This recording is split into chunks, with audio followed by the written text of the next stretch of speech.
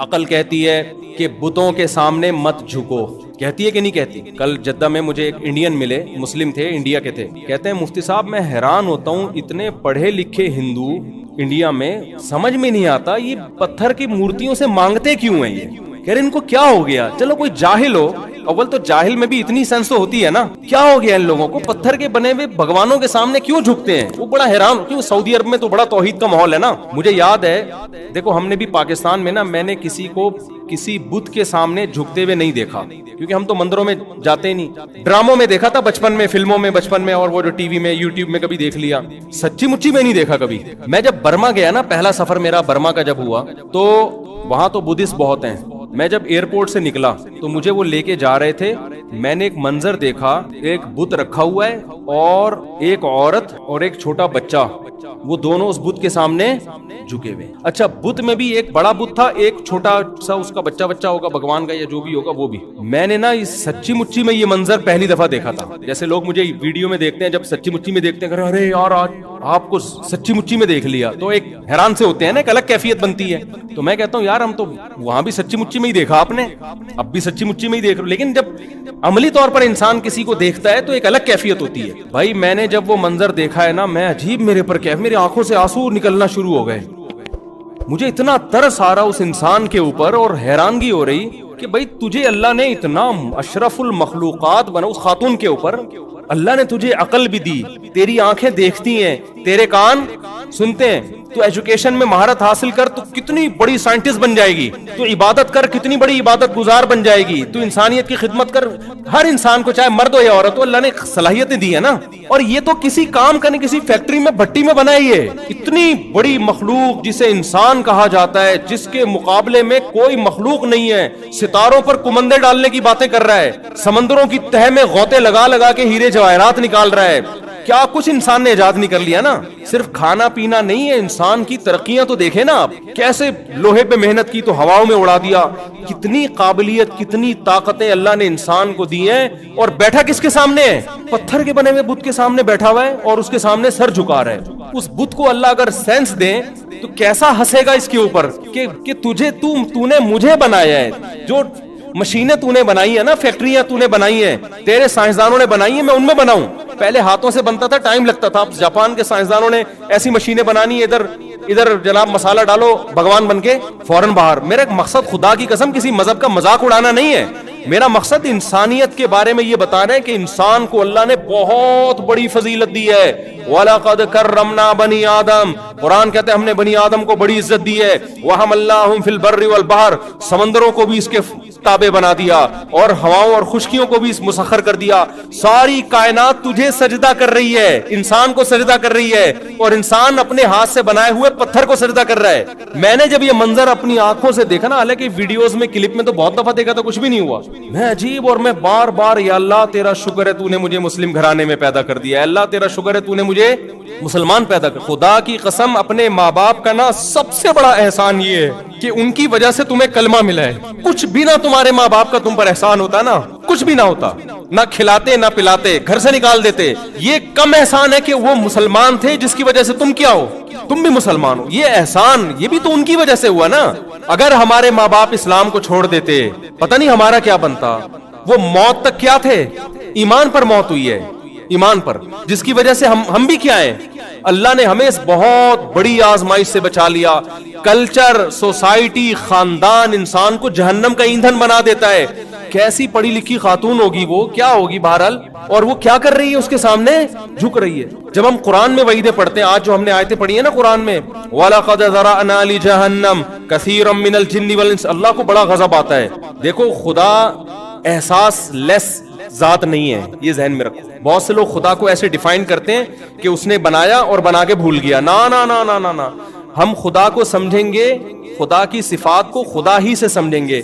اللہ بتاتا ہے کہ مجھے غصہ بھی آتا ہے, میں اپنے بندوں سے محبت بھی کرتا ہوں, مجھ میں غیرت بھی ہے. یہ ساری اللہ کی صفات ہیں. ہاں ان کی کیفیات میں ہم نہیں جاتے کہ اس کو غصہ کیسے آتا ہے. ہماری عقل سے کیا ہے, وہ اوپر کی چیزیں. لوگ کہتے ہیں نا اس کا غصہ کیسا ہے, کیا وہ ٹینشن میں آ جاتا ہے. بھائی اتنی تفصیل ہمیں نہیں بتائی, لیکن وہ احساس لیس نہیں ہے. ہمیں قرآن و سنت سے پتہ چلتا ہے کہ جس خدا نے ہمیں بنایا ہے وہ اچھے کاموں کی وجہ سے اپنے بندوں سے محبت بھی کرتا ہے, وہ اپنے بندوں سے نفرت بھی کرتا ہے برائیوں کی وجہ سے, اس کو غضب بھی آتا ہے, وہ رحم بھی کرتا ہے, یہ ساری صفات ہیں اس کی. تو اللہ کو سب سے زیادہ غضب پتہ ہے کس وقت آتا ہے؟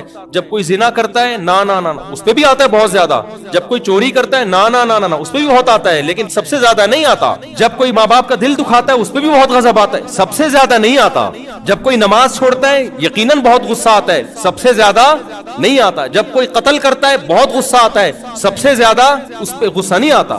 جب کوئی چوری کرتا ہے, اس پہ بھی بہت غصہ آتا ہے, سب سے زیادہ غصہ نہیں. سب سے زیادہ غضب اللہ کو اس وقت آتا ہے کہ جس نے آپ کو بنایا, جو آپ کا خالق ہے, جو خدا ہے, آپ اس کو چھوڑ کر کسی اور کے سامنے سر جھکاتے ہو. اس وقت بہت غصہ آتا ہے اس کو, کیونکہ غیرت ہے نا اس میں. دیکھو آپ کے باپ کو غصہ آئے گا اس وقت بھی, باپ کہہ رہے پانی پلاؤ, آپ پانی بولو نہیں پلاتے, غصہ آتا ہے باپ کو. سب سے زیادہ اس پہ نہیں آئے گا غصہ. آپ کے باپ کو اس وقت بھی غصہ آتا ہے جب وہ کہتے ہیں میرے پاؤں دباؤ, آپ پاؤں نہیں دباتے. جب وہ کہتے ہیں یہ کام کرو, آپ یہ کام نہیں کرتے. لیکن اگر آپ اپنے باپ کو کہہ دو کہ آپ میرے باپ نہیں ہو, جبکہ آپ کو پتا ہے کہ یہ کون ہے, یقین ہے کہ میں پیدا اس سے ہوا ہوں, باپ کون ہے میرا, بولو یہ, لیکن آپ کہتے ہو باپ کو نام سے پکارنا شروع کر دو, اور جو غیر ہے اس کو باپ کہنا شروع کر دو, یہ انتہا ہو جائے گی غصے کی. باپ کہے گا تو نے میری ولدیت ہی چینج کر دی, تو نے آئی ڈی کارڈ سے نادرا سے میرا نام نکال دیا, اس کے بعد اب کیا ہے, بولو نا. بس اب نہیں ہو. اگر غیرت ہوگی, شوہر کو بیوی کی نافرمانی پہ غصہ آتا ہے, کھانا نہیں کھلایا ٹائم پہ, بد اخلاقی کر رہی ہے, لیکن اگر شوہر میں غیرت ہو اور عورت کہے میں رات اس مرد کے ساتھ گزاروں گی, تمہارے ساتھ رات بولو نا نہیں گزاروں گی, یہاں مرد کیا ہو جائے گا اگر غیرت ہے, وہ کہے گا یہ اینڈ ہے, یہ اب نہیں ہو سکتا. کیونکہ جو محبت شوہر کو ملنی چاہیے تھی, عورتیں فرما بردار بھی ہوتی ہیں, نافرمان بھی ہوتی ہیں, یہ سب کو ہوتا ہے عورتوں میں, کچھ اچھی ہوتی ہیں, کچھ تھوڑی خرابی ہوتی ہے. شریعت نے حکم دیا بھائی عورت کو ٹیڑھی پسلی سے اللہ نے بنایا, پورا سیدھا کرنے لگ جاؤ گے طلاق کی نوبت آئے گی, جیسی ہے برداشت کرو, چلاؤ گھر. لیکن ایک حد ہے نا, آپ کی بیوی کہہ رہی ہے میں نے رات کہاں گزارنی ہے, میں کسی اور کے بستر پہ سوؤں گی, شوہر بے شک میرے آپ ہو, تو آپ کیا کہو گے؟ اگر غیرت ہوگی آپ کہو گے بھائی یہ کیا ہے, انف, اس سے زیادہ برداشت بولو نہیں ہو سکتا. دنیا میں زنا بھی ہوتا ہے, شرابیں بھی پی جاتی ہیں, اللہ نے ان جرموں پہ سزا رکھی ہے آخرت میں, لیکن اس سزا پانے کے بعد آپ جہنم سے نکل جاؤ گے. بے نمازیوں کو بھی سزا ملے گی, جہنم میں جلیں گے, سزا ختم ہونے کے بعد بولو نکال دیے جاؤ. جو ماں باپ کے نافرمان تھے سزاؤں میں جلیں گے, سزا ختم ہونے کے بعد بولو نکال دیے جائیں گے. جنہوں نے زنا کیا سزا ملے گی, نکل جائیں گے. سود خور سزا ملے گی, نکل جائیں گے. جو خدا کے علاوہ کسی اور در پہ جھکے, کسی اور سے مرادیں مانگنا شروع کر دیں, دینے والا وہ ہے, مانگ کس سے رہے ہو, کسی اور سے مانگ رہے ہو. اس پہ جتنا اللہ کو غضب آتا ہے اتنا کسی اور عمل پہ اللہ کو غضب بولو نہیں آتا. کتنی بڑی نعمت ہے توحید. تو مجھے احساس ہوا جب میں نے پہلی دفعہ پریکٹیکلی کسی کو دیکھا نا پتھر کے سامنے جھک رہا ہے, میں تو پورا ہی جو ہے نا ایک عجیب کیفیت میں چلا گیا, آنکھوں سے میرے آنسو نکل رہے, اور اللہ سے اللہ تو نے ہمیں اس عذاب سے کیا کیا, ہمارا کہاں کمال ہے بھائی. اور ایک بات بھی پتہ چلی کہ کلچر تباہ کر دیتا ہے انسان کو, ایسا کام کرواتا ہے آپ کا کلچر, آپ کا خاندان, کہ آپ کو جہنم کا ایندھن بنا. ہندو پتھر کی عبادت کیوں کر رہا ہے؟ کیا کوئی سائنسدانوں نے کہا ہے؟ کیا کوئی سائنسی تحقیق ہے؟ کیا کوئی لاجک ہے؟ کیوں؟ میرے ابا کیا کرتے تھے, میرا باپ جھکتا تھا ان پتھروں کے سامنے, میری ماں جھکتی تھی, میرے دادا جھکتے تھے, ہماری پرمپرا ہے, ہمارا کلچر ہے. عیسیٰ کو اللہ کا بیٹا کیوں کہہ رہا ہے؟ اللہ بھائی لم یلد ولم یولد, وہ خدا ہے, وہ نہ کسی کو جنتا ہے, نہ اس نے کسی کو, نہ وہ کسی سے جنا گیا. یہ عقل کہتی ہے, یہ خدا تو مخلوق سے الگ ہے. عیسائیوں نے کیوں کہہ دیا عیسیٰ اللہ کے بیٹے؟ سورہ آل عمران میں جگہ جگہ اللہ حضرت عیسیٰ کا نام بڑے احترام سے, محبت سے, عیسیٰ بار بار کہہ رہے ہیں کہ اعبدوا اللہ ربی و ربکم, اس اللہ کی عبادت کرو. اللہ بار بار قرآن میں عیسائیوں سے خطاب کرنے, خصوصی خطابیں عیسائیوں سے سورہ آل عمران میں, اے اہل کتاب تمہیں کیا ہو گیا. اللہ جب کسی کو نبی بناتا ہے, ایک رتبہ دیتا ہے, وہ کبھی لوگوں سے اپنی عبادت نہیں کروائے گا, وہ لوگوں کو کس طرف لے کر جائے گا؟ خدا. تو عیسیٰ ابن مریم اپنی طرف کیوں لے کر آئیں گے تمہیں؟ دیکھیں دنیا میں دو نظریات ہیں, ایک مذہب کو ماننے والے اور ایک مذہب کو نہیں ماننے والے. گورا جو ہے وہ کنفیوز نہیں ہے, وہ مذہب کو نہیں مانتا, لہذا اس کا ایک خاص لائف اسٹائل ہے, وہ اسی لائف اسٹائل کو فالو کرتا ہے. ایسا ہی ہے نا؟ آواز سب کو صاف آ رہی ہے بالکل؟ جو مذہب پہ چلنے والے ہیں, علماء ہیں, بزرگان دین ہیں, وہ بھی کنفیوز نہیں ہیں. وہ اللہ کو مانتے ہیں, اللہ کے نبی کو مانتے ہیں, ان کو پتہ ہے یہ اچھا ہے, یہ برا ہے, یہ کرنا ہے, یہ نہیں کرنا. ان کی بھی ایک منزل ہے. کبھی برائی ہو جائے تو توبہ کی کوشش کرتے ہیں کہ غلط ہو گیا, اس کو صحیح کرنا ہے.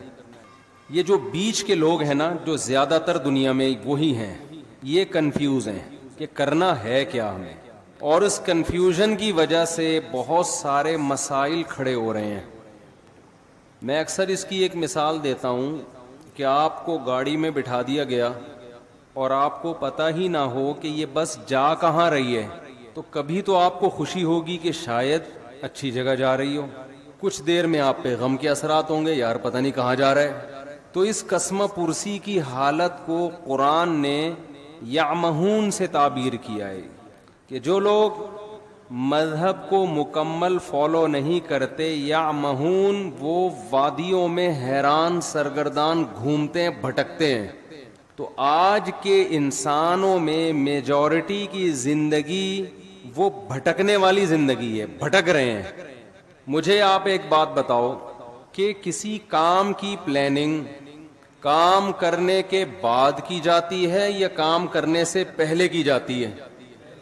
پہلے کی جاتی ہے نا. مثال کے طور پر آپ نے ناظم آباد میں, نیا ناظم آباد میں, ماشاءاللہ بڑا اچھا لگا مجھے, یہاں کے بڑا اچھا بنا ہوا ہے, پہاڑے وہاڑے بڑے پیارے لگ رہے ہیں. نیا ناظم آباد میں آپ نے پلاٹ خریدا کہ میں گھر بناؤں گا, بغیر نقشے کے آپ نے اس میں گھر تعمیر کرنا شروع کر دیا. بنانے کا مقصد ہے اس میں بیوی بچے رہیں گے, یہی شریف لوگوں کا یہی مقصد ہوتا ہے. اب مزدوروں کو بلا کے آپ نے کہا یہاں دیوار کھڑی کر دو, یہ ایک کھانچا ایسا بنا دو, اور مقصد ہے بیگم کو خوش کرنا کہ میں اسے اچھا گھر بنا کے دوں گا, میری وائف خوش ہو جائے گی, بھائی آج آپ نے میرا دل خوش کر دیا, میرے مطلب کا گھر بنا دیا آپ نے. اس کی بنیادیں آپ نے ڈال دیں, سریا ڈال دیا, اب دیواریں کھڑی ہونا باقی ہیں. بنیاد مضبوط ہو گئی, بیگم صاحبہ کو آپ نے وزٹ کرایا, بیگم کو آپ نے بتایا یہ گھر ہے, اس نے کہا یہ کیا بن رہا ہے, آپ نے کہا یہ کچن ہے, اس نے کہا کچن تو یہاں ہونا ہی نہیں چاہیے, کچن کہاں ہونا چاہیے, کچن تو وہاں ہونا چاہیے. یہ کیا بنا دیا جی, یہ کس چیز کی بنیاد ہے, یہ واش روم کی ہے. ارے یہ واش روم ایگزاسٹ کہاں ہوگا, یہ تو جب ہم ایگزاسٹ فین چلائیں گے یہ تو ساری ہوا اور بدبو کہاں آئے گی, کمرے میں آئے گی یا کچن میں آئے گی. یہ کیا کر دیا آپ نے, یہ کیا بنایا آپ نے, یہ جو اتنا بڑا سا ہے یہ ہمارا بیڈ روم ہے. بھائی آپ نے ایسی جگہ بیڈ روم بنا دیا وینٹیلیشن کا کوئی انتظام ہی نہیں ہے. یہ آپ نے بائی دا وے بنایا کس کے لیے, آپ کہیں بیگم تمہارے لیے, کہے گی مجھ سے پوچھ تو لیتے نا ایک دفعہ, جس کے لیے بنا رہے ہو اس کو نقشہ دکھا کے ایک دفعہ پوچھ تو لیتے. آپ کہیں نقشہ تو میں نے بنایا ہی نہیں, نقشہ بنتا تو میں دکھاتا نا. میں نے تو مزدوروں کو لا کے بولا ایک اینٹ یہاں رکھ دو, ادھر واش روم, ادھر کچن, یہ بس بنا دو ایسے ہی. کوئی نقشہ وقشہ نہ پاس کروایا, نہ کسی ماہر آدمی کو میں نے دکھایا, اور تعمیر میں نے کیا کر دی, شروع کر دی. تو بیوی کہے گی گھر تو گیا تیل لینے, مجھے تو یہ سوچ رہی ہوں کہ آپ کے ساتھ میری لائف گزرے گی بھی یا نہیں گزرے. میں تو سوچ رہا ہوں کہ ڈاکومنٹس وغیرہ بنواؤں, خلا کے, طلاق ولاق کے, کہ بندہ انسان کا بچہ مجھے نہیں لگتا. اتنا بڑا کام آپ کر رہے ہو اور بغیر پلاننگ کے, بغیر نقشہ پاس کیے, بغیر کسی ماہر سے مشورہ لیے دیواریں پینڈوؤں کی طرح لا کے رکھنا آپ نے شروع کر دی. کسی گاؤں میں تھوڑی کوئی گھر بن رہا ہے, تو نیا ناظم آباد میں بن رہا ہے. آپ نے نیا ناظم آباد کا وہ حشر کیا کہ ایسا حشر تو پرانے ناظم آباد کا نہیں ہے. بیڑا ہی غرق کر دیا. تو دنیا میں کوئی بھی عقل مند ہمیشہ کام سے پہلے پلاننگ کرتا ہے, کام کے بعد پلاننگ نہیں کرتا, کیونکہ اب پلاننگ کا ٹائم ختم ہو گیا. ہماری زندگی ایک عمارت کی طرح ہے. جب ہم پیدا ہوتے ہیں اس میں ہماری مرضی نہیں چلتی, ہمارے بنانے والا ہمیں جب چاہے وہ ہمیں زندگی کی نعمت سے نواز دیتا ہے, اس میں ہماری پلاننگ کا دخل نہیں ہے. اگر اللہ ہمیں اختیار دیتا نا کب پیدا ہونا ہے آپ نے, آپ بتاؤ کب پیدا ہونا چاہتے ہو, تو میں پلاننگ کر کے پیدا ہوتا. میں کہتا میں نبی کے دور میں پیدا ہوں گا اور مدینہ میں, اور تو ایسا ہی ہوتا نا. ہم میں سے کچھ لوگ کہتے کہ ہم نے, شکر ہے یار یہ شور بند ہوا, کچھ لوگ کہتے کہ ہم نے امریکہ میں پیدا ہونا ہے. میرا خیال ہے 99% لوگ پاکستان میں پیدا ہونے کے لیے پہلے آمادہ یہ تو ہم پیدا ہو گئے تو بھگت رہے ہیں. یہ تو اللہ کی طرف سے ہمیں اس کے فائدے بھی ہیں. بہت سارے پاکستان میں نہیں پیدا ہوتے تو یہ اسٹائل سے بیان تھوڑی کر رہے ہوتے ہم, اور نہ آپ سن رہے ہوتے. کچھ فائدے بھی ہیں. خیر, پیدا ہم اپنی مرضی سے نہیں, کس نے پیدا کیا؟ اللہ نے. هل اتى على الانسان حين من الدهر لم يكن شيئا مذكورا. اللہ کہتے ہیں بہت طویل عرصہ انسان پر, کروڑوں اربوں سال ایسے گزرے ہیں جب تمہارا کوئی وجود تھا ہی نہیں, کچھ بھی نہیں تھے. ہم نے اپنی قدرت سے تمہیں حیات دی ہے. کوئی ڈاروین کے نظریے کی پیداوار نہیں ہے ہم لوگ کہ بندر سے ترقی کرتے کرتے انسان بن گئے. یہ بکواس ہے, فضول بات ہے. بندر کھربوں سال بعد بھی بندر کا بندر ہی رہے گا, وہ نہیں چینجنگ آئے گی اس میں. ایک لوہا کہیں پڑا ہوا کھربوں سال میں تیر یا کمان بن سکتا ہے وہ؟ تو ایک سیل انسان کیسے بن گیا؟ اور میں ڈاروین مجھے ملا اکیلے میں اس سے کہوں گا کہ ہمارے آباء و اجداد اگر بندر تھے تو دم کہاں گئی ہماری؟ یا تو دم دو یا دم کے پیسے چاہیے ہمیں. چیز تم نے غائب کر دی یار, ایک پوری دم غائب کر دی اور اس کے پیسے بھی نہیں دے رہے. ڈاروین نہیں بولا ہے نا کہ دم تھی غائب ہو گئی ہے. تو قرآن کہتا ہے کہ کروڑوں کھربوں سال انسان پر ایسے آئے ہیں کہ وہ قابل تذکرہ چیز نہیں تھا.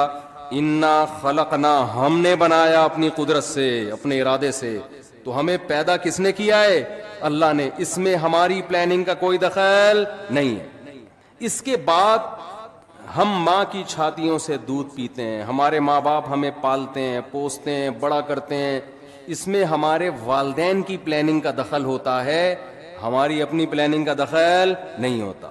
تبھی تو حدیث میں آتا ہے, نبی صلی اللہ علیہ وسلم نے فرمایا, کل مولود یولد علی الفطرہ فابواہ یہودانہ او ینصرانہ او یمجسانہ. ہر بچہ نیچر پہ پیدا ہوتا ہے, اسلام پہ پیدا ہوتا ہے. اس کے والدین پلاننگ کر کے کوئی اس کو یہودی بنا دیتا ہے, کوئی مجوسی بنا دیتا ہے, کوئی عیسائی بنا دیتا ہے, اس کو اس کی نیچر سے ہٹا دیتا ہے. کوئی بچہ ماں باپ کو دیکھ کے شرابی بن جاتا ہے, کوئی چور بن جاتا ہے, نیچر سے ہٹتے ہیں. تو یہ کس کی پلاننگ کی وجہ سے؟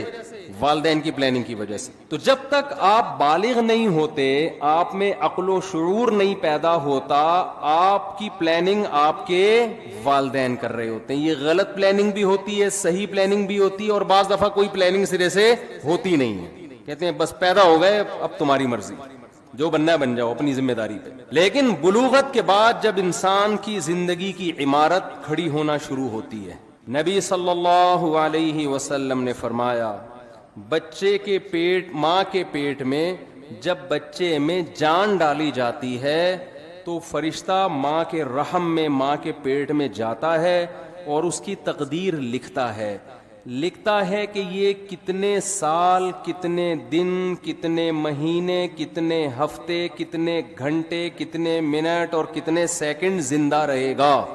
سمجھ میں آ رہی ہے بات کہ نہیں آ رہی ہے؟ یہ پلاننگ بھی کس نے کر دی؟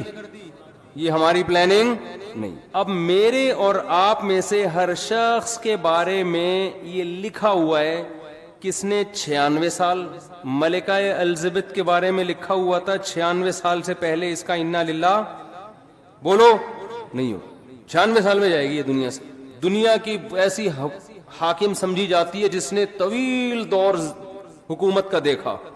تو اللہ نے اس کی ماں کے پیٹ میں فرشتے کے ذریعے کیا لکھوایا کہ یہ 96 سال, اس کی جو موت ہوگی سن 2022 میں اور سپٹمبر کے مہینے میں فلاں تاریخ فلاں سیکنڈ. مائیکل جیکسن کے بارے میں لکھ دیا تھا کہ ان کے ارادے تو 100 سال سے زیادہ زندہ رہنے کے ہوں گے, یہ جراثیم سے ایسے بچیں گے جیسے ہماری حکومت کرپشن سے بچتی ہے. معذرت کے ساتھ الٹا ہو گیا, یعنی یہ جراثیم سے مائیکل جیکسن نے جتنا زندہ رہنے کی کوشش کی ہے نا, ایڑی چوٹی کا زور لگایا ہے, اتنا زور آج کل دنیا میں کوئی لگا سکتا نہیں ہے, اور نہ کسی کے پاس اتنے وسائل ہوتے ہیں.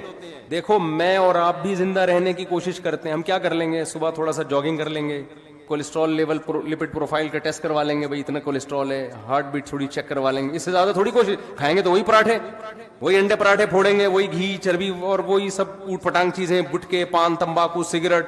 مرنے لگیں گے, تھوڑا چیک اپ کرائیں گے ڈاکٹر صاحب. اس سے زیادہ کوئی کوشش کرتا ہے ہم میں؟ لیکن مائیکل جیکسن نے جو کوشش کی تھی نا زندہ رہنے کی، وہ میں اور آپ کی سوچ جہاں ختم ہوتی ہے نا، مائیکل جیکسن کی زندہ رہنے کی خواہش وہاں سے شروع ہوتی تھی. انسان کے آرگن خراب ہونے کا خطرہ ہوتا ہے نا، کڈنی فیل ہونے کا خطرہ. اس نے کیا کیا تھا، کڈنی پہلے سے بک کرایا ہوا تھا.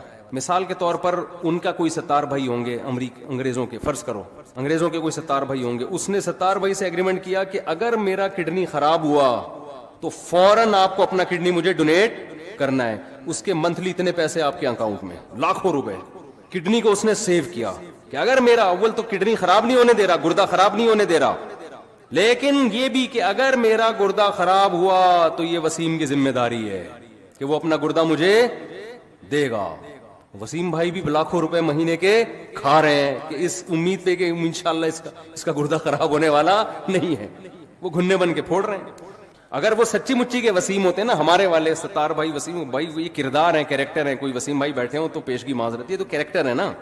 نارمل نام تو یہی ہوتے ہیں نا، 70 وسیم عدنان سمی، اس طرح کے نام ہوتے ہیں لوگوں کے. تو وہ مائیکل جیکسن نے زندہ رہنے کی لالچ میں ایڑی چوٹی کا زور لگا لیا. وہ ہاتھوں میں گلوز پہنتا تھا کہ اگر میں کسی سے ہینڈ شیک کروں گا تو کسی کے جرم میرے ہاتھ میں منتقل نہ ہو جائے.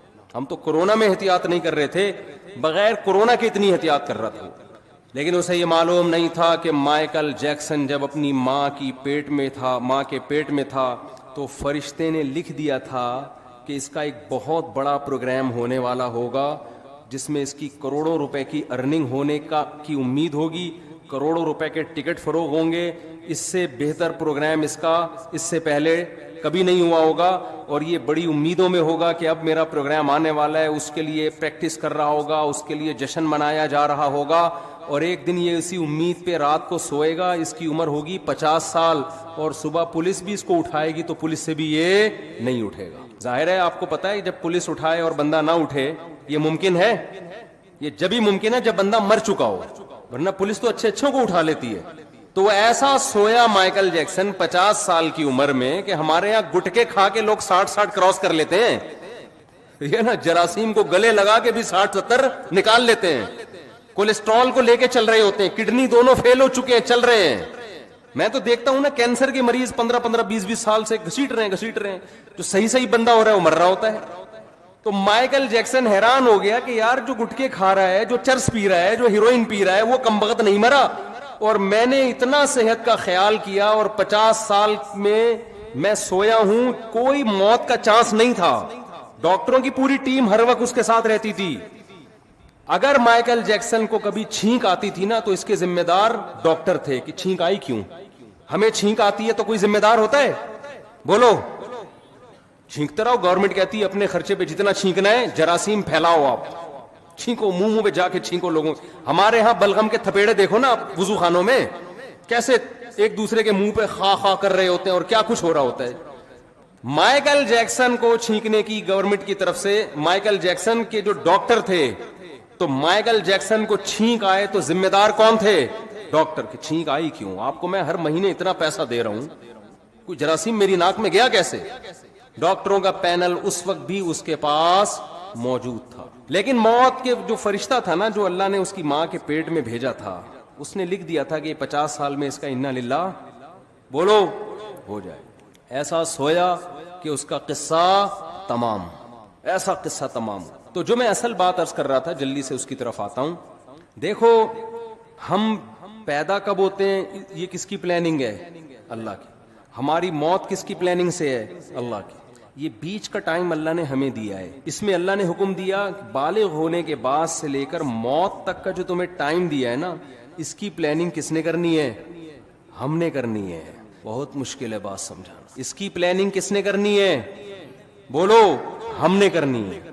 یہ اگر آپ لائف بغیر پلاننگ کے گزارنا شروع کر دو تو آپ کی مثال ایسے ہوگی جیسے کسی شخص نے نیو ناظم آباد میں گھر لیا اور بغیر پلاننگ کے اس کو بنانا شروع کر دیا. بعد میں پچھتا رہا ہے کہ جہاں واش روم بنانا تھا وہاں میں نے کچن بنا دیا، اور جہاں کچن بنانا تھا وہاں میں نے واش روم بنا دیا، اور اب اس میں چینجنگ نہیں ہو سکتی. آپ کی لائف اگر بغیر پلاننگ کے گزرے گی تو وہ برباد ہونے کے علاوہ آپ کو کچھ بھی حاصل نہیں ہوگا. اور اب یہ چینج نہیں ہو سکے گی, کیونکہ جو ٹائم گزر گیا بغیر پلاننگ کے وہ ٹائم آپ کو واپس نہیں مل سکتا. تو پہلا تو یہ عزم کرے, جو ٹائم برباد ہونا تھا ہو گیا, وہ تو واپس نہیں آ سکتا نا. مثال کے طور پر اس نے بنا دیا, یہ کچن کی جگہ پہ بنا دیا واش روم کی جگہ کچن میں بنا دیا. بیگم سے کہے گا بیگم میرا پیسہ برباد ہو گیا, میرے پاس مزید پیسے نہیں ہیں, اب جو میں آئندہ جو کچھ کروں گا نا وہ پلاننگ سے کروں. اب اس کچن کو برداشت کر لو, واش روم کی جگہ آ گیا, یہ برداشت کر لو, اور میرے پاس اس کے علاوہ آپشن نہیں ہے. لیکن آپ نے کیا کیا, اب جو غلط ہونا تھا ہو گیا, اس کے بعد بھی اب غلط کرتے چلے جا رہے ہیں. اب آپ کیا کر رہے ہیں کہ جو ایگزاسٹ لگا رہے ہیں ایسی جگہ جہاں کمرے کو آپ کے روم کی طرف ہوا آتی ہو. بھائی اب پلاننگ کا تقاضا یہ ہے کہ ایگزاسٹ لگاؤ ہی نہیں آپ, یا کچھ بھی کرو, لیکن یہ نہیں ہو سکتا. تو جو زندگی میری اور آپ کی بغیر پلاننگ کے گزر گئی, اس پہ تو ہمارے پاس توبہ استغفار کے علاوہ اب کوئی راستہ نہیں ہے. آپ کہہ سکتے ہیں کہ مفتی صاحب آپ کو کس نے کہا کہ ہم نے زندگی پلاننگ کے بغیر گزاری ہے؟ ہم تو ماشاءاللہ اچھے گھرانے کے تھے, جب ہم بالغ ہوئے تو ہمارے والدین نے پلاننگ کی, اس بچے کو ہم نے ڈاکٹر بنانا ہے, اس بچے کو ہم نے انجینئر بنانا ہے, اس بچے کو ہم نے پائلٹ بنانا ہے, اس بچے کو ہم نے بزنس مین بنانا ہے, اس بچے کو ہم نے یہ بنانا ہے, اور الحمدللہ آج ہم وہ بن چکے ہیں. اول تو 99% لوگ ایسے بھی نہیں ہیں ہمارے معاشرے میں, 1% ایسے ہوں گے جن کے والدین نے پلاننگ کی اور انہوں نے بھی پلاننگ کر کے کچھ بن گئے. وہ 99% تو ایسے ہی چل رہے ہیں. تو خوب سمجھ لو, پلاننگ کا مطلب صرف پلاننگ نہیں ہے. کامیاب پلاننگ یہ ہوتی ہے کہ آپ کوئی بھی تعمیر کھڑی کر رہے ہیں تو اس کا مقصد پہلے آپ سامنے رکھتے ہیں, اس پرپس کو دیکھ کے جب آپ نقشہ بناتے ہیں اس نقشے کو پلاننگ کہا جائے گا. مثال کے طور پر آپ نے نیو ناظم آباد میں وائف کو خوش کرنے کے لیے پلاٹ خرید کے اس پہ گھر بنانا شروع کیا, لیکن گھر کی شکل کی جو آپ نے پلاننگ کی وہ کسی پرچون کی دکان کی لگ رہی ہے. پلاننگ سمجھ میں آ رہی ہے بات کہ نہیں آ رہی ہے؟ میرے خیال ہے تھک گئے ہیں آپ لوگ. آپ نے گھر بنایا پلاننگ سے, بیگم کہہ رہی ہے یہ کیا ہے آپ کے, یہ بڑا سا ہال بنا دیا میں نے, بہت بڑا. اتنا بڑا ہال بنانے کی ضرورت کیا تھی, باقی کمروں کی تو جگہ بچی نہیں. آپ کہنے باقی کمروں کا کیا کرنا ہے, ایک ہال کافی ہے ہمارے لیے. وہ کہے گی نہیں مجھے لگتا ہے آپ نے بغیر پلاننگ کے بنایا. آپ کہتے ہیں نہیں میں نے پلاننگ کی تھی, میں نے اس کی پلاننگ کی ہے کہ اس میں اگر کہیں بھی کسی کو گودام کی ضرورت پڑتی ہے نا تو سارا مال اس کمرے میں اتارے گا. وہ تو پلاننگ تو کی ہے آپ نے یقیناً, لیکن یہ گودام کی پلاننگ ہے, یہ گھر کی پلاننگ بولو نہیں. تو میں اور آپ پلاننگ تو کر رہے ہیں فیوچر کی, اول تو بہت سے لوگ کر ہی نہیں رہے. ہمارے یہاں تو الحمدللہ کوئی پلاننگ ہوتی نہیں ہے. زیادہ تر لوگ جو پلاننگ کر رہے ہیں نا اپنی زندگی کی, ان کو یہی نہیں پتا کہ ہماری زندگی کا مقصد کیا ہے. لہذا کوئی پلاننگ کر رہا ہے میں بہت بڑا تاجر بنوں گا, کوئی پلاننگ کر رہا ہے میں بہت بڑا ڈاکٹر بنوں گا, کوئی پلاننگ کر رہا ہے میں بہت بڑا سیاستدان بنوں گا. بھائی یہ جو آپ اپنے پرپس کو سامنے رکھ کے پلاننگ کر رہے ہو نا, تو آپ کا بڑا ڈاکٹر بننے سے مقصد کیا ہے آپ کا؟ بیگم کہے گی نہیں اتنا بڑا جو گودام آپ نے بنایا, اتنا بڑا کمرہ, آپ کا مقصد کیا ہے؟ آپ کہیں میں اس میں بورے لا کے رکھوں گا گندم کے, تو سر پکڑ کے بیٹھ جائے گی نا کہ یہ نیو ناظم آباد آپ کو گودام بنانے کے لیے یہ بنایا بلڈر نے. گودام کی الگ جگہ ہوتی ہے بھائی, ٹرک اڈے جاؤ, ٹرک اسٹینڈ جاؤ, وہاں گودام خریدو. تو غلط پلاننگ کو پلاننگ بولو نہیں کہا جاتا. اب میں جلدی سے بات کی طرف آتا ہوں جو میں سمجھانا چاہتا ہوں آپ لوگوں کو. بعض دفعہ بات مختصر ہوتی ہے, اس کی تمہید ذرا لمبی ہو جاتی ہے. دیکھو اگر ہم کافر ہیں, اللہ نہ کرے غیر مسلم ہیں, تو ہمیں اپنی زندگی کا مقصد تلاش کرنے کی ضرورت بولو نہیں ہے. پھر ہم جس چیز کو چاہیں ہدف بنائیں, اس کو سامنے رکھ کر اپنی لائف کی پلاننگ کریں. جیسے انگریز ایک ہدف متعین کرتا ہے مجھے یہ بننا ہے, ان کے ہاں یہ بھی ہدف ہوتا ہے کہ میں نے ماؤنٹ ایوریسٹ کی چوٹی پہ چڑھنا ہے. پوری زندگی کا ان کا ٹارگٹ ہی یہی ہوتا ہے کہ میں نے کیا کرنا ہے, میں نے ماؤنٹ ایوریسٹ کی چوٹی سردیوں میں عبور کرنی ہے. تو کئی سال وہ اسی پلاننگ کے تحت اپنی باڈی کو بناتے رہتے ہیں. یہ ان کا ہدف ہے. اگر کوئی چڑھ جائے اس پہاڑی پر, کامیاب ہو گیا, نہیں چڑھ سکے تو کیا کہتے ہیں, ناکام ہو گیا. آتے ہیں کہ میں نے میڈیکل سائنس کی فیلڈ میں ترقی کرنی ہے, بعض کہتے ہیں میں نے بہترین سائنٹسٹ بننا ہے. ہم یہ دیکھتے ہیں کہ جو لوگ مذہب کو نہیں مانتے ان کا ایک ہدف ہوتا ہے. اصل بات جو میں عرض کر رہا ہوں, جب تک آپ کے سامنے اپنی لائف کا ہدف نہیں ہوگا کہ میرا اس زندگی سے مقصد کیا ہے, اس وقت تک آپ اپنی زندگی کو پلان نہیں کر سکتے. آپ کی زندگی بے ڈھنگی ہوگی. اب مقصد کیا ہونا چاہیے؟ ایک مقصد ہے کافر کا, غیر مسلم کا.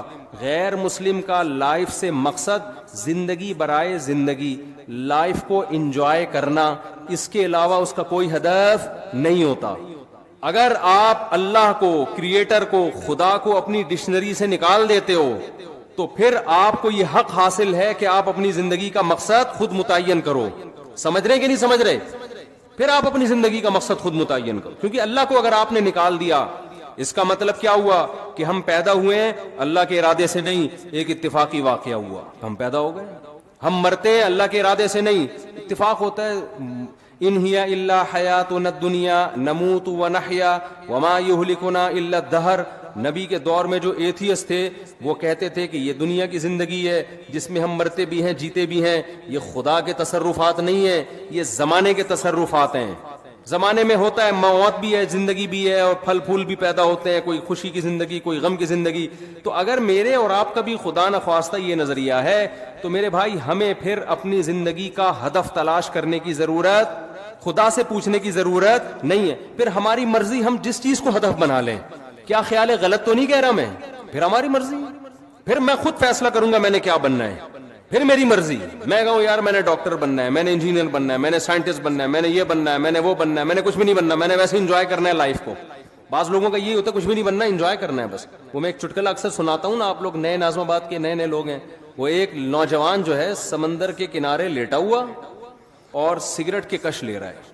ایک بوڑھے میاں گئے, ذرا اسپیڈ میں سنا دیتا ہوں کیونکہ کئی دفعہ لوگ سن چکے ہیں. تو ایک بوڑھے میاں گئے اس نوجوان کو سمجھانے لگے, بیٹا تم اپنا ٹائم ویسٹ کر رہے ہو, کچھ کر کیوں نہیں لیتے؟ اس نے کہا انکل کیا کروں؟ بیٹا میٹرک کر لو. اس نے کہا 10 سال لگیں گے میٹرک میں. پھر کیا کروں؟ بیٹا پھر انٹر کر لینا 2 سال میں. 12 سال ہو گئے جی انکل, پھر کیا کروں؟ پھر بیٹا بی اے کر لینا. اچھا جی بی اے بھی کر لیا, پھر کیا؟ پھر بیٹا ماسٹر کر لینا. انکل 16 سال ہو گئے ماسٹر کر لیا, پھر کیا کروں؟ بیٹا پی ایچ ڈی کر لینا. انکل 18 سال ہو گئے پی ایچ ڈی کر کے کیا کروں گا؟ انکل نے کہا بیٹا پھر تمہیں اچھی جاب ملے گی, پیسے کمانا. انکل پھر کیا کروں؟ بیٹا پھر شادی کرنا, اچھے خاندان میں شادی ہوگی. انکل پھر کیا ہوگا؟ پھر تمہاری اولاد ہوگی. انکل پھر کیا ہوگا؟ وہ نوجوان تجسس میں نا کہ اینڈ کیا ہوگا اس کا. اچھا انکل بچے بھی ہو گئے, اب کیا ہوگا؟ کہہ رہے ہیں لائف کو انجوائے کرنا, مزے اڑانا. تو پھر ابھی کیا کر رہا ہوں میں؟ مزے ہی تو اڑا رہا ہوں.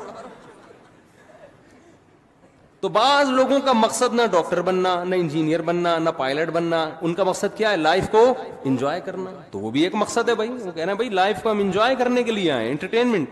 انجوائے کر رہے ہوتے ہیں, گٹکے کھا رہے ہیں, پان کھا رہے ہیں. وہ کہہ رہے ہیں مر جائیں گے نا جلدی, تو کیا ہو گیا؟ ہم مزے اڑا کے جلدی مرنا چاہتے ہیں. اس میں کیا کون سی ٹینشن کی بات؟ ہماری مرضی, ہماری لائف ہے. ہم چرس پی کے مرے, ہم ہیروئن پی کے مرے, ہم مر رہے ہیں نا. آپ کو کیا تکلیف ہے؟ یہ غیر مسلموں کی قسمیں بتا رہا ہوں میں آپ کو. غیر مسلموں میں شراب پی کے مرنے والے بھی, خودکشی کر کے مرنے والے بھی. خودکشی کرنے والے کو آپ یہ نہیں کہہ سکتے کہ یہ حرام ہے, اس پہ گناہ ملتا ہے. وہ کہتا ہے گناہ کیا ہوتا ہے؟ میرا جسم ہے, میری مرضی, میں کھمبے سے چپک کے مروں, میں کھمبے سے لٹک کے مروں. میں جب اس دنیا میں ٹینشن میں ہوں تو ٹینشن ریلیز کرنے کا میرے پاس موت کے علاوہ کوئی راستہ نہیں ہے, تو میں مر رہا ہوں نا, کیا تکلیف ہو رہی ہے؟ تو اگر آپ مذہب کو اپنی زندگی سے نکال دیتے ہیں تو آپ بہت ساری ٹینشنوں سے کیا ہو جاتے ہیں؟ بظاہر آزاد ہو جاتے ہیں. بظاہر آزاد ہوتے ہیں, حقیقت میں تو ٹینشنوں میں عذاب میں پڑ جائیں گے آپ. تو پھر آپ کو ہدف خود بنانے کی اجازت ہے کہ آپ متعین کریں میری لائف ہے, میری مرضی ہے, میں خود فیصلہ کروں گا میں نے فیوچر میں کیا بننا ہے. یہ بھی فیصلہ کروں گا کہ کیا بننا ہے, یہ بھی فیصلہ کروں گا کہ کچھ بننا بھی ہے کہ نہیں بننا, ویسے ہی رہنا ہے. ہم جب 4تھی کلاس میں تھے نا تو ہماری ٹیچر نے سب بچوں سے پوچھنا شروع کیا کہ کون کیا بنے گا. ایک بچے سے پوچھا, اس نے کہا ڈاکٹر. مجھ سے پوچھا, میں نے کہا پائلٹ. بچوں کو اس وقت پائلٹ بننے کا بہت شوق ہوتا تھا. سب سے وہ پوچھ رہی تھی. ایک لڑکا بڑا شرارتی تھا, اس سے پوچھا بیٹا تم بڑے ہو کر کیا بنو گے؟ کہتا دولہا بنوں گا میں. اس نے کیا کہا؟ اس وقت تو ہم سب کو اس پہ ہنسی آئی, لیکن بات یہ ہے کہ جب آپ نے لوگوں پہ چھوڑ دیا کیا بننا ہے تو کہہ رہا ہے مجھے سب سے زیادہ مزہ کس میں آئے گا؟ دولہا بننے میں. دولہا ہی بنوں گا, میرا ہدف ہی دولہا بننا ہے. اس وقت تو یہ بات ہمیں سمجھ میں نہیں آتی تھی, لیکن جب ہم آج 50 سال کے ایسے لڑکے دیکھ رہے ہیں نا جو دولہا بننے کی خواہش میں ترس رہے ہیں, جو دولہا بن ہی نہیں پا رہے بیچارے اپنی حرکتوں کی وجہ سے, تو پھر مجھے وہ یاد آتا ہے کہ یہ دولہا بھی خوش قسمت لوگ بنتے ہیں. اور خواتین کے ساتھ پیشگی معذرت، بار بار دولہا بننے کی سعادت یہ بہت ہی خوش قسمت لوگوں کو ملتی ہے، اللہ تعالیٰ حفاظت میں رکھے۔ تو اب مجھے ایک بات بتاؤ کہ یا تو آپ ادھر ہو جاؤ انگریز کی طرف، ان کا ہدف وہ خود متعین کرتے ہیں، لیکن جو خدا کو ماننے والے ہیں، دیکھیں قرآن بہت ساری اہل ایمان کی جو علامت بیان کرتا ہے نا، اس میں بار بار یہ کہتا ہے کہ یہ علامتیں ان میں پائی جاتی ہیں جو اللہ پر اور آخرت کے دن پر ایمان رکھتے ہیں۔ ہمیں شروع میں یہ چیزیں سمجھ میں نہیں آتی تھیں، لیکن اب جب کمپیئر کر رہے ہیں نا دنیا کی قوموں سے، تو قرآن بار بار کہہ رہے ہیں جو اللہ کو مانتے ہیں وہ زنا نہیں کرتے، جو اللہ کو مانتے ہیں وہ رشتہ داری کو توڑتے نہیں ہیں۔ آج ہمیں گورے نظر آتے ہیں رشتہ داری توڑتے ہوئے، آج ہمیں گورے نظر آتے ہیں زنا کرتے ہوئے۔ جو اللہ کو مانتے ہیں وہ شراب نہیں پیتے، جو اللہ کو مانتے ہیں وہ سود نہیں کھاتے، جو اللہ کو مانتے ہیں وہ نماز پڑھتے ہیں۔ آپ کو گوروں میں 20 خوبیاں نظر آئیں گی، ہر بات شروع کرنے سے پہلے 20 دفعہ تھینک یو، بات ختم کرنے کے بعد 20 دفعہ تھینک یو، بہت ساری خوبیاں ہیں۔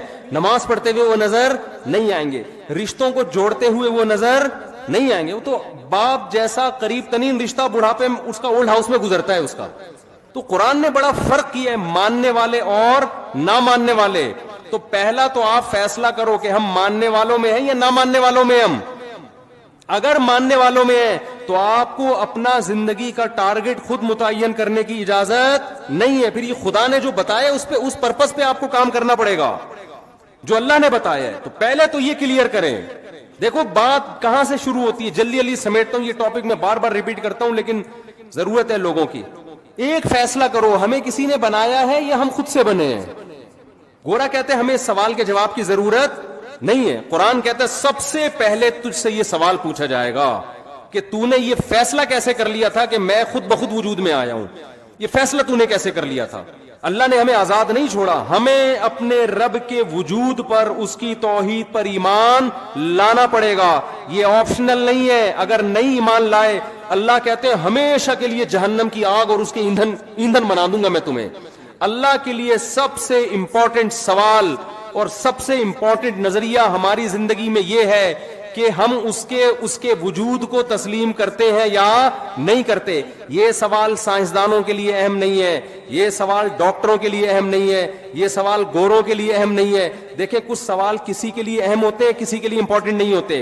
مثال کے طور پر آپ جس گھر میں رہتے ہو، آپ کی بیوی کے لیے سب سے امپورٹنٹ چیز کیا ہے کہ آپ اس کا شوہر اس بیوی کو بیوی سمجھتا بھی ہے کہ نہیں سمجھتا؟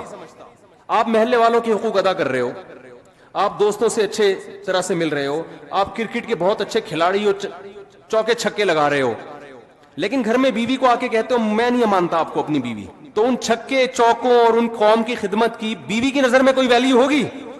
بولو نا۔ وہ کہے گی میری نظر میں تو 2 ٹکے کا انسان نہیں ہے، میں تیرے گھر رخصت ہو کے آئی ہوں، میرا تیرے سے رشتہ ہے، تو مجھے اپنی مان تو صحیح نا، میرے حقوق تو ادا کر۔ تو بیوی کے لیے سب سے امپورٹنٹ سوال کیا ہے شوہر کے حق میں کہ یہ شوہر مجھے اپنا مانتا ہے یا نہیں مانتا۔ اسی طرح خوب سمجھ لو، شوہر کے لیے جب بیوی کا ایک رشتہ ہے تو اس میں سب سے امپورٹنٹ بیوی کے لیے سوال یہ ہے کہ یہ مجھے اپنا ہسبینڈ مانتی ہے یا بولو نہیں مانتی۔ اب آپ کی وائف اپنے ماں باپ کے ساتھ بڑا اچھا سلوک کر رہی ہے، جاب کر رہی ہے اور غریبوں کو کھانا کھلا رہی ہے، سیلاب زدگان کی مدد کے لیے خود بنفس نفیس شاپر لے کے پہنچی ہوئی ہے، بڑی خدمتیں ہو رہی ہے، جب گھر میں آتی ہے آپ سے تمیز سے بات نہیں کرتی، آپ کہتے ہیں میں تمہارا ہسبینڈ ہوں، وہ کہتی ہے میں کنفیوز ہوں کہ پتہ نہیں آپ ہسبینڈ ہیں بھی یا نہیں ہے، میرے لیے سوال زیادہ امپورٹنٹ نہیں ہے۔ آپ نادرا کے سرٹیفکیٹ دکھا رہے ہو، بیگم یہ تو وہی میری تصویر لگی ہوئی ہے، یہ مفتی طارق مسعود سے نکاح پڑھوایا تھا ہم نے، اور یہ دیکھو یہ نادرا میں تمہارے ابا کا نام، یہ میرا نام، یہ پورا پراپر کام ہے، ہمارا نکاح رجسٹرڈ ہے۔ وہ کہتی ہے ایکچولی میرے پاس ٹائم نہیں ہے ان سب باتوں کے لیے، ایکچولی میرے پاس ان سب باتوں کے لیے ٹائم، میرے لیے سوال زیادہ امپورٹنٹ ہے ہی نہیں، میرے پاس تفتیش کا ٹائم ہی نہیں۔ میں ڈاروین کے نظریے کو مانتی ہوں۔ ڈاروین کیا کہتا ہے کہ اتفاق سے وجود میں آ گئے، تو اتفاق سے آپ ہمارے گھر میں آ گئے، دیکھنے میں شوہر لگ رہے ہیں آپ، اب اس تفتیش میں جانا کہ یہ ڈاروین کا نظریہ ٹھیک تھا غلط تھا، میں اتفاقی چیزوں کی قائل ہوں۔ سائنس سے ثابت کرو کہ تم میرے ہسبینڈ ہو، سائنس سے کوئی ثابت کر سکتا ہے؟ کسی کا باپ بھی ثابت نہیں کر سکتا، کوئی لیبورٹری ٹیسٹ سے کہ یہ اس کا ہسبینڈ ہے، کوئی کر سکتا ہے؟ بولو نا کیا ہو گیا؟ سائنس سے کہاں سے ثابت ہوگا بھائی؟ یہ تو گواہوں سے ثابت ہوگا، گواہ کہیں گے۔ آپ کہ نہیں میں سائنس کا اسٹوڈنٹ ہوں، میں سائنس کے بغیر نہیں مانتا۔ نیوٹن کا کوئی قانون پیش کرو کہ وسیم میرا شوہر ہے، تو ہم کیا کہیں گے؟ سائنس کو غلط جگہ فٹ کر رہی ہے بھائی تو، یہی سوال نا آج کل کے لبرل لوگ کہتے ہیں سائنس سے خدا کا وجود ثابت کرو. اول تو سائنس سے بھی ہوتا ہے, لیکن ایک مثال دے رہا ہوں. اتنے ثبوت اللہ نے اپنے وجود کے دے دیے, اتنے مضبوط ڈاکومنٹس پکڑا دیے, اتنے ایک ایک چیز اس کائنات میں خدا کے وجود کی گواہی دے رہی ہے کہ یہ چیزیں خود بخود نہیں بن سکتی. اور گورا کیا کہتا ہے, میرے لیے یہ سوال امپورٹنٹ نہیں ہے کہ ہمیں کوئی بنانے والا ہے یا نہیں ہے. تو گورے کے لیے امپورٹنٹ نہیں ہے, میرے اور آپ کے لیے امپورٹنٹ نہیں ہے. جس خدا نے بنایا اس کے لیے سب سے امپورٹنٹ کوسچن کیا ہے کہ تم میرے وجود کو مانتے ہو یا نہیں مانتے. میں 2-3 اور مثالیں دوں. بیٹا کیا کہتا ہے, گلی محلے میں سب کی خدمتیں کر رہا ہے, سیلاب زدگان کی مدد کے لیے پہنچا ہوا ہے, بڑی زبردست تقریریں کر رہا ہے. گھر میں جب ابا کہتے ہیں بیٹا مجھے پانی پلا دے, مجھ سے گھٹنے میرے خراب ہو گئے, مجھ سے چلا نہیں جاتا, وہ کہہ رہے بھائی میں آپ کو کیوں پانی پلاؤں, ہر انسان کو اپنا کام خود کرنا چاہیے. کہیں بیٹا میں تمہارا باپ ہوں. اب وہ کنفیوز ہے, بیٹا ابا آپ یہ نہیں, آپ میرے والد ہیں, وسیم بھائی آپ میرے کیا ہیں. ابا ہی کہہ دیا تو پھر تو مسئلہ ہی ختم ہو گیا نا. تو باپ کو غصہ آئے گا, بیٹا تو مجھے باپ نہیں مانتا. بیٹا کہہ رہا ہے ابا اصل میں نے اسٹڈی اور سائنسی ترقی میں اتنا ٹائم لگایا ہے نا کہ مجھے اس سوال کے جواب کی فرصت ہی نہیں ملی کہ آپ میرے ابا ہیں یا اس تحقیق کی میرے پاس ٹائم, میں اصل میں بڑے بڑے کارنامے کر رہا ہوں. میں ابھی ایک میرا خلائی سیارہ چاند پہ پہنچنے والا ہے اور اگلا سفر میرا مریخ کی طرف, ویزا آ گیا مریخ سے میرا. یہی ہوتا ہے نا آج کل لوگوں نے سائنسدانوں کو اپنا باپ بنا لیا ہے. یار گورا اتنی ترقی کر رہا ہے, گورا اتنی بہت کر رہا ہے, بھائی اس کو مانو, کر رہا ہے, ہم اس کے منکر نہیں ہیں. خدا کے لیے یہ ترقی امپورٹنٹ بولو نہیں ہے. خدا کہتا ہے یہ امپورٹنٹ ہے, لیکن پہلے کچھ اور سوال ہے, اس کے بعد امپورٹنٹ ہے. بیٹا کتنی ترقی کرے, محلے والے اس کو کندھے پہ اٹھا کے گھوم رہے ہوں. باپ کے ساتھ اگر وہ کہتا ہے میں کنفیوز ہوں کہ آپ میرے ابا بھی ہیں یا نہیں ہے, ابا کہے گا مجھے سب سے امپورٹنٹ سوال میری زندگی میں میرے لیے یہ ہے کہ تو مجھے مانتا ہے یا نہیں مانتا. جب تک اس کی تحقیق نہیں کر دیتا اس گھر میں تجھے گھسنے کی اجازت نہیں ہے. فوراً سزا دے کے نکالے گا, جائیداد سے آگ کرے گا اس کو. اب بیٹا بڑا لبرل تھا نا, وہ یونیورسٹی کا پڑھا ہوا, کہہ رہا ہے یار ابا ایک غیر ذریعے, وسیم صاحب, ابا تو نہیں کہہ رہا, غلطی سے نکل رہا ہے, یہ جو وسیم صاحب ہیں یہ ایک غیر ضروری سوال جو انسانیت کے لیے اتنا امپورٹنٹ سوال نہیں ہے. کیا ہو گیا اگر میں نے تفتیش نہیں کی, تحقیق نہیں کی, میں سیلاب زدگان کی مدد تو کر رہا ہوں نا, میں سائنس میں ترقی تو کر رہا ہوں نا. یہ ساری تقریر سے عوام متاثر ہوگی, باپ جس کا گھر ہے وہ متاثر بولو نہیں ہوگا, وہ نہیں متاثر ہوگا. تو یاد رکھو جو کریٹر ہے نا, جس نے ہمیں بنایا ہے, کاش یہ بات ہماری کھوپڑیوں میں بیٹھ جائے. آج اس ایجوکیشن نے ہمیں خدا کے قریب لانے کے بجائے خدا سے دور کر. ہم ایجوکیشن کے خلاف نہیں ہیں, خوب سمجھ لو, جتنی ایجوکیشن مسلمانوں میں ہے اس سے ڈبل کی ضرورت ہے, لیکن کچھ کانسیپٹ آپ کو کلیئر کرنا ضروری ہے. تو خدا کے لیے, ہمارے بنانے والے کے لیے, ہماری زندگی میں سب سے امپورٹنٹ سوال کیا ہے کہ تم مجھے مانتے ہو یا نہیں مانتے. اللہ کہتے ہیں فیصلہ کرو میری نشانیوں میں غور کر کے, میں نے اتنے ڈاکومنٹس رکھ دیے ہیں کہ تمہیں مجھے ماننا پڑے گا. نو کا آپشن میں نے کیا کر دیا ہے, ختم. ملیشیا میں ایک آدمی مجھے ملا, میں نے اس کو کہا تم خدا کو مانتے ہو؟ اس نے کہا میں فری تھنکر ہوں. میں یہ فرسٹ ٹائم میں نے یہ ٹرم سنی تھی, میں نے کہا یہ کیا ہوتا ہے؟ اس نے کہا میں نہ تو مانتا ہوں نہ میں نہیں مانتا. ایک تو ہوتا ہے نا خدا کو نہیں مانتا, وہ کہہ رہے مجھے, میں بس فری تھنکر, یعنی کولیسٹرول فری آئل ہوتے ہیں نا, ہوتے نہیں ہیں وہ, لیکن لکھا ہوا ہوتا ہے. ہمارے ہاں وہ انڈیا سے جب وہ بند ہوا ہے نا, وہ ابھی نندن کا کیس ہوا تھا, تو انڈیا والوں نے دھمکی دی تھی کہ ہم تمہارا ٹماٹر بند کر دیں گے. ٹماٹر انڈیا سے آتا تھا, تو ہمارے یہاں لوگوں نے یوٹیوب پہ ویڈیو بنا کے ڈالی. ہمارے یہاں تو ٹومیٹو کیچپ میں ٹماٹر نہیں ڈلتا یار, تم ہمارا ٹماٹر بند کر کے کیا نقصان کرو گے. تو جن ڈبوں پہ کولیسٹرول فری لکھا ہوا ہوتا ہے نا, ان ڈبوں کو فری کرانے کی ضرورت نہیں ہے. یہ لکھنے پر گورنمنٹ کی طرف سے کوئی پابندی نہیں ہے, کچھ بھی لکھ دو, کوئی بھی تصویر بنا دو. وہ پھلوں کے اس پہ جو جوس پہ ہوتے ہیں ان پہ پھلوں کے تصویریں ہوتی ہیں, وہ تصویریں ہی ہوتی ہیں. وہ ایک صاحب کہتے تھے میرے ابا حلیم کی دیگ بنا کے تقسیم کیا کرتے تھے. تو کیسے کرتے تھے؟ کہہ رہے ہیں حلیم میں اتنا چاول, اتنے پانی ڈالا اور 40 کلو گوشت لکھ کے اس کی پرچی ڈال دی اندر. گوشت نہیں ڈلتا. تو ہمارے یہاں تو حلیم ایسے بن جاتا ہے, اسی سے ذائقہ آ جائے گا بھائی. تو فری تھنکر, اس نے کہا میری کوئی تھنکنگ نہیں ہے. کیا مطلب؟ آپ اتنے اہم سوال کو سوچنے کے لیے تیار ہو ہی نہیں. کیوں نہیں تیار ہو؟ اس لیے کہ جب آپ نے سوچ لیا نا یہ میرے ابا ہیں, تو ایک طویل سوالات کا سلسلہ شروع ہو جائے. آپ نے جو آپ کی وائف گھر میں رہتی ہے, آپ نے اگر مان لیا کہ یہ میری وائف ہے تو جان چھوٹے گی نہیں, بلکہ کیا ہوگی, پھنسے گی جان آپ کی. اس لیے جو فری تھنکر ہے وہ کہتا ہے ایکچولی میرے لیے سوال امپورٹنٹ ہے ہی نہیں کہ تم میری وائف ہو یا نہیں, مجھے اس تحقیق کی چندہ ضرورت نہیں ہے, تم بھی لائف کو انجوائے کرو, مجھے بھی انجوائے کرنے دو. یہ ہوتا ہے فری تھنکر. تو انسان ایک دوسرے کے حقوق میں تو ایسا نہیں کرتا. بیگم کو آپ بول کے تو دکھاؤ مجھے پتہ نہیں, میں کنفیوز ہوں, تو آ جائیں گے آپ کے سالے والے پکڑنے کے لیے آپ کو. لیکن خدا نے چونکہ عذاب آخرت میں رکھا ہے, دنیا میں اللہ عذاب نہیں دیتا, کیونکہ یہ دارالامتحان ہے, ایگزامینیشن ہال ہے. رزلٹ ایگزامینیشن ہال میں اناؤنس نہیں ہوتا, رزلٹ ہمیشہ ایگزامینیشن ہال سے نکلنے کے بعد اناؤنس ہوتا ہے. قرآن بار بار کہتا ہے وَلَا تَحْسَبَنَّ اللَّهَ غَافِلًا عَمَّا يَعْمَلُ الظَّالِمُونَ, ظالم لوگ جو کچھ کر رہے ہیں, اے لوگوں ان پر عذاب نہیں آتا تو اللہ کو ان سے ہرگز غافل مت سمجھو. انما یؤخرہم لیوم, اللہ ظالم کو مہلت دے رہا ہے ایک ایسے دن کے لیے, تشخص فیہ الابصار, جس دن آنکھیں پھٹی کی پھٹی رہ جائیں گی, آنکھیں کھلی کی کھلی رہ جائیں گی, حیرت کے مارے, خوف کے مارے. تو اللہ چونکہ عذاب نہیں دیتا, لہذا اللہ کے بارے میں کہ وہ ہے یا نہیں ہے, اس میں انسان کیا ہو رہا ہے کہ میرے پاس سوچنے کا ٹائم نہیں ہے. تو اللہ نے اپنے وجود کے کروڑوں دلائل رکھ دیے, اتنے دلائل. میں صرف ایک خربوزے کی مثال دیتا ہوں, صرف ایک معمولی سی مثال, اس کے بعد میں جلدی سے آگے بات سمیٹ کے ختم کرتا ہوں. دیکھو آپ کسی جنگل میں تھے, انسانوں کہیں آپ پیدا ہو گئے نا, آپ نے کبھی پودے پلتے پھولتے دیکھے ہی نہیں ہیں. ایک شخص آ کے کہتا ہے, ایک بیج لے کر آتا ہے آپ کے پاس, خربوزے کا بیج. وہ کہتا ہے آؤ میں تمہیں ایک میجک دکھاتا ہوں, جادو دکھاتا ہوں. آپ کہیں گے بھائی کیا جادو دکھا دے گا, ایک بیج کے دو بیج کر دے گا ایسے منتر دکھا کے؟ کہتے ہیں نہیں. اس نے کیا کیا, اس خربوزے کے بیج کو ڈالا زمین کے اندر. آپ کہیں گے بھائی یہ کیا جادو ہو گیا ہے, بھائی یہی کہیں گے نا. کہے گا دیکھو ابھی ہوتا کیا ہے. اس خربوزے سے کے بیج سے تھوڑے دنوں میں ایک کومپل نکلنا شروع, ایک تھوڑی سی اس کی جو بیل نکلنا شروع. آپ کہیں گے یار یہ ہے جادو, تو کوئی نارمل ہے, کوئی چیز نکل گئی ہوگی اس سے, پانی اور کھاد ملا ہے تو کچھ نکل گیا ہوگا. کہتے ہیں ابھی جادو شروع ہوا ہے. وہ بڑھنا شروع ہوئی, بڑھتے بڑھتے کیا ہوا, اس میں تھوڑے دنوں کے بعد پھول پیدا ہونا شروع ہو گئے, خوبصورت پھول.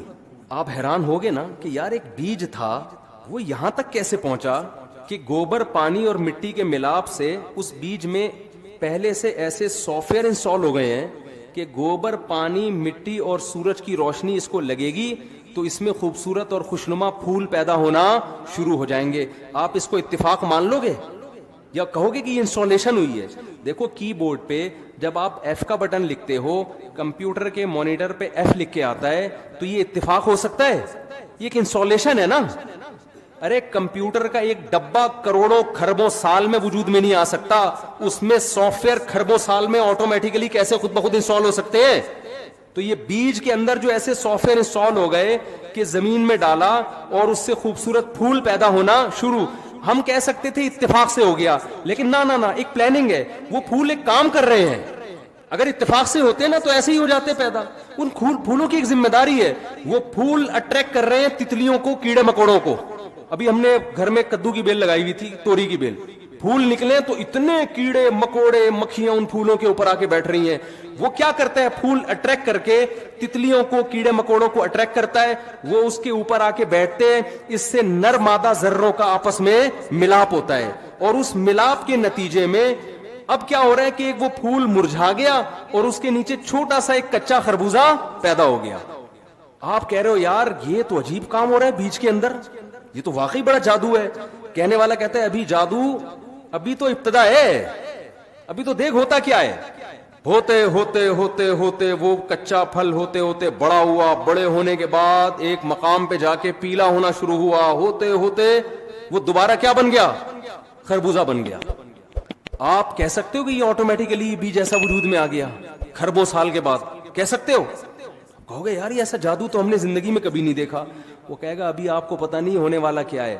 آپ نے اس خربوزے کو کاٹا, میٹھا, اور وہ جو بیج آپ نے زمین میں دفن کیا تھا اس جیسے سینکڑوں بیج اس کے اندر موجود, تاکہ یہ پروسیس ہزاروں سال تک دوبارہ گھمایا جا سکے. میں کہتا ہوں سائیکل کے جو گراریاں ہوتی ہیں نا, کروڑوں خربوں سال میں دو گراریاں آپس میں ایڈجسٹ نہیں ہو سکتی کہ جس کے نتیجے میں ایک گراری گھومتی ہے تو چین گھوم کے دوسری گراری کو گھما کے واپس ایک سائیکل بن جاتی ہے. ایک معمولی سی سائیکل جس میں کوئی سافٹ ویئر انسٹال نہیں ہے, ایک ہارڈ ویئر ہے, وہ مادی چیز ہے, خربوں سال میں لوہے سے خود بخود وجود میں نہیں آ سکتی. خربوزے کے بیج میں ایسا سائیکل کہ ایک خربوزہ پیدا ہوتا ہے, بیل بنتی ہے, دوبارہ اس سے سینکڑوں خربوزے, ہر خربوزے میں سینکڑوں بیج اور ہر بیج میں کروڑوں خربوزے پیدا کرنے کی صلاحیت. اور یہ کام صدیوں سے چلا آ رہا ہے, آج تک اس میں کوئی نقص واقع نہیں ہوا. تو ایک خربوزہ, خدا کی قسم لا الہ الا اللہ, اس کا ایک بیج اپنے بنانے والے کا منہ بولتا ثبوت ہے, بار بار گواہی دے رہا ہے کہ مجھے کسی نے بنایا ہے, یہ آٹومیٹیکلی وجود میں نہیں آ سکتا. پھر ایک خربوزہ کیا, پھر آم کی گٹلی کو دیکھو, ان لکم فی الانعام لعبرہ, یہ آیت پڑھتا ہوں مجھے بڑا مزہ آتا ہے. قرآن کہتا ہے تمہارے لیے ان چوپایوں میں عبرت کا سامان ہے. آپ صبح شام جو دودھ پیتے ہو, آپ اس دودھ کو بوائل کر کے اتنا مکھن اتنا گھی نکالتے ہو, ڈاکٹر کہتا ہے آپ کو یہ مکھن والا اور گھی والا دودھ پینے کی اجازت نہیں ہے, کولیسٹرول پیدا ہو جائے گا آپ کے اندر, اتنی چکنائی. تو ہونا تو یہ چاہیے تھا, گائے اور بھینس سے ایسا چکنا گاڑھا دودھ نکالنے کے لیے آرڈر یہ ہوتا کہ اس کو بادام کھلائے جائیں, اس کو پستے کھلائے جائیں, اس میں بھی آئل ہوتا ہے. یہ جب بادام پستے والی چیزیں کھائے گی تو اس سے آئلی دودھ پیدا ہوگا. لیکن اللہ نے کیا کہا کہ اگر اس کی خوراک بادام رکھ دی جائے تو انسان کہے گا اللہ یہ ڈائریکٹ بادام میں خود نہ کھا لیتا ہے, بھائی مجھے دودھ کی تو ٹینشن, بادام یہ نہیں کہنا کہ تو بادام سے زیادہ مہنگا پڑ رہا ہے مجھے. اللہ نے کیا کہا, ایسی مشین پیدا کروں گا, ایسی مشین جس کو سوکھا چارہ کھلاؤ گے, اس سوکھے چارے کو کسی بھی لیب میں آپ لے جائیں, رگڑ کے دیکھیں, فرانس کے جاپان کے سائنسدانوں کے پاس لے جائیں کہ اس گھاس کو رگڑ کے اس میں چکنائی اور تیل کا ایک قطرہ نکال کے دکھا دو, وہ کہے گا بھائی ہم نے آج تک ایسی کوئی مشین ایجاد نہیں ہوئی ہے جو گھاس سے چکناہٹ نکال کے دکھا دے, ہے ہی نہیں تو نکلے گی کہاں سے. اللہ نے کہا کہ جو کام ہزاروں سال میں سائنس وہاں تک نہیں پہنچی, میں نے ہزاروں سال پہلے ایسی مشین بنا دی ہے.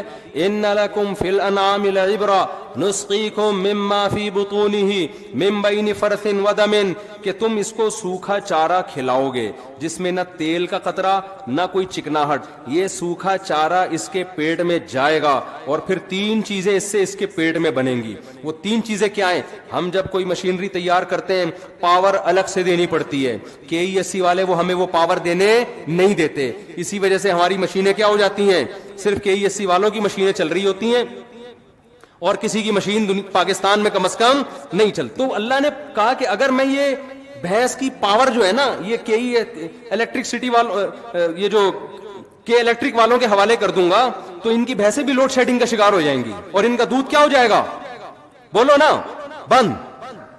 اور جس زمانے میں بجلی ایجاد نہیں ہوئی تھی اس وقت لوگ کیا پیتے. اللہ نے کہا جانور کو جو پاور ملے گی نا بھینس کو, وہ اسی گھاس سے ملے گی, اسی گھاس سے من بین فرث ودم. اللہ کہتے ہیں اس سے گوبر بناؤں گا جو زمین کی طاقت, تاکہ یہ گھاس دوبارہ اگے. وہ گوبر زمین پہ گر کے نائٹروجن پیدا کرے گا تاکہ اس سے دوبارہ گھاس اگے, اور اسی سوکھی گھاس سے بلڈ پیدا کروں گا جو جانور کو ڈیزل کا کام, وہ ایندھن کا کام کرے گا. یہ جانور کا ڈیزل ہے, اس سے اس کی باڈی رن کرتی رہے گی. من بین فرث ودم.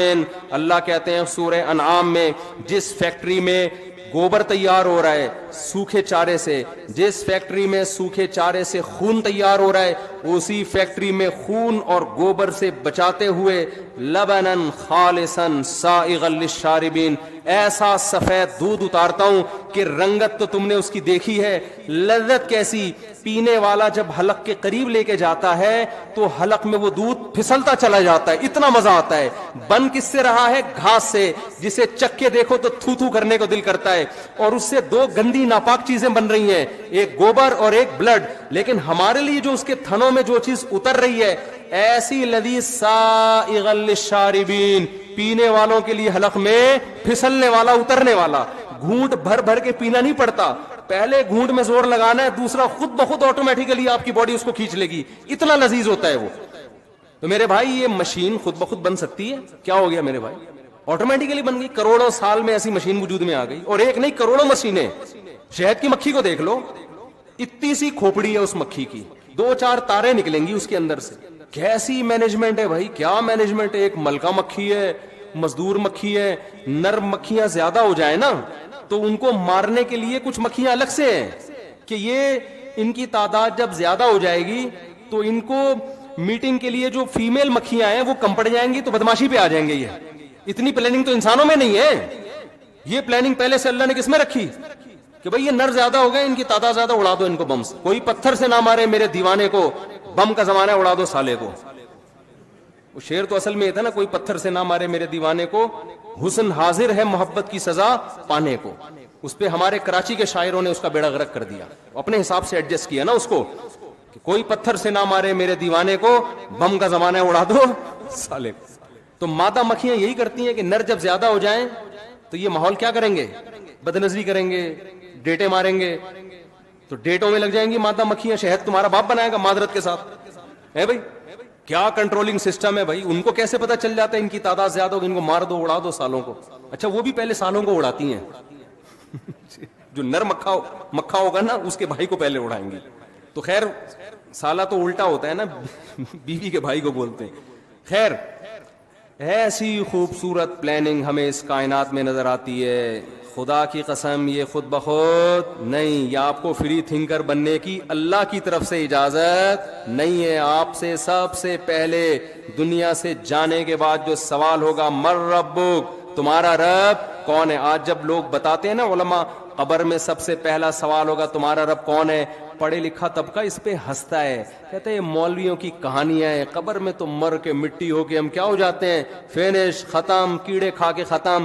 یہ مولویوں نے لوگوں کو جنت جہنم کے چکر میں ڈالا ہوا ہے, اپنے چورن بیچنے کے لیے, اپنی دکانیں چلانے کے لیے لوگوں کو الو بنایا ہوا ہے کہ قبر میں فرشتہ بٹھاتا ہے, کہتا ہے من ربک. کوئی سوال نہیں ہوگا, مر گئے مٹی ہو کے ختم. قرآن کہتے ہیں نا نا نا نا نا نا, ہرگز ایسا نہیں ہے. مر کے مٹی ہو کے باڈی ختم ہوتی ہے, تمہاری روح ختم نہیں ہوتی. جیسے آپ جب سو جاتے ہیں تو آپ کی باڈی کام کرنا چھوڑ دیتی ہے, روح آپ کی بھٹکتی رہتی ہے, خواب دیکھتی ہے, لذت بھی حاصل کرتی ہے, تکلیف بھی محسوس کرتی ہے. ایسے ہی برزخ کی ایک زندگی ہے. اللہ کہتے ہیں تم نے اس مادی زندگی کو دیکھا ہے, تم اس زندگی کے بارے میں کیسے فیصلہ کر سکتے ہو جو تم نے دیکھی نہیں ہے. سائنس وہاں تک بات کرے گی نا جہاں تک اس کا ہدف ہے, تو یہ ہے ہی نہیں اس کا, یہ اس کی پہنچ ہی نہیں ہے وہاں تک. تو پہلے تو اپنا ایمان درست کرو, ہم خدا کے وجود کے قائل ہیں, ہم خدا کے منکر, ہم فری تھنکر بولو نہیں ہے. اور اگر آٹومیٹیکلی پیدا ہو رہے ہوتے تو ایک جنس پیدا ہوتی نا, یہ مرد الگ عورت الگ کیوں پیدا ہو رہے ہیں بھائی. یہ تو پلاننگ ہے نا کہ مرد بھی پیدا ہو رہے ہیں اور کیا پیدا ہو رہے ہیں عورت. اتفاق سے اتنی مینجمنٹ ہوتی ہے, اور مردوں میں عورت کی طرف ڈیزائر, عورت میں مرد کی طرف, پھر ان کے ملاپ سے نسل پیدا ہو رہی. او بھائی یہ ڈارون سے بڑا پھینکو خدا کی قسم دنیا میں کوئی بھی نہیں گزرا. مجھے اکیلے میں ملے کسی دن وہ, میں تو سب سے پہلے دم کے پیسے مانگوں گا اس سے. پیسوں کے آج تو مہنگائی کا دور ہے نا, جس سے جتنے پیسے نکلوا سکتے ہو نکلواؤ. ایک پاکستانی سفر کر رہا تھا, اب پاکستانیوں کا دماغ بزنس کی طرف بہت چل رہا ہے. دیکھا ایک چائنیز بیٹھا ہوا ہے ٹرین میں, دونوں سفر کر رہے ہیں, تو چائنیز کی ناک پہ مچھر آ کے بیٹھا, اس نے پکڑ کے کھا لیا. ان کے یہاں تو کوئی حلال حرام ہے ہی نہیں, کہتے ہیں پروٹین ہونے چاہیے, بس کتا کھا لو, بلی کھا لو, مذہب نہیں ہے نا. ارے میں آپ کو ابھی تو یہی تو اتنی دیر سے میں عرض کر رہا ہوں کہ مذہب کو زندگی سے نکالو تو ٹینشن کیا ہو جائے گی, ختم. پھر نہ یہ سوال کی ضرورت ہے میرا ابا کون ہے, میری اماں کون ہے. جب ابا اماں ہیں تو پھر حقوق بھی ہے نا, تو چھوڑا یار, مان لیا ٹھیک ہے, نہیں مانا تو بھی کیا ہے, وہ صرف گورنمنٹ کو مانتے ہیں. تو وہ چائنیز کی ناک پہ مچھر آ کے بیٹھا, اس نے اٹھا کے کھا لیا. اس نے کہا پروٹین ہے, فری پکڑ کے مل رہے ہیں. تو پاکستانی کی ناک پہ تھوڑی دیر مچھر آ کے بیٹھ گیا, چائنیز سے تو ڈر گیا ہوگا. اب کھا تو سکتا نہیں تھا کہ ظاہر ہے ساری زندگی کبھی مچھر مکھی کھائے نہیں, تو اٹھا کے اس کو کہتا ہے خریدے گا بھائی تو میرے سے کتنے کا لے گا.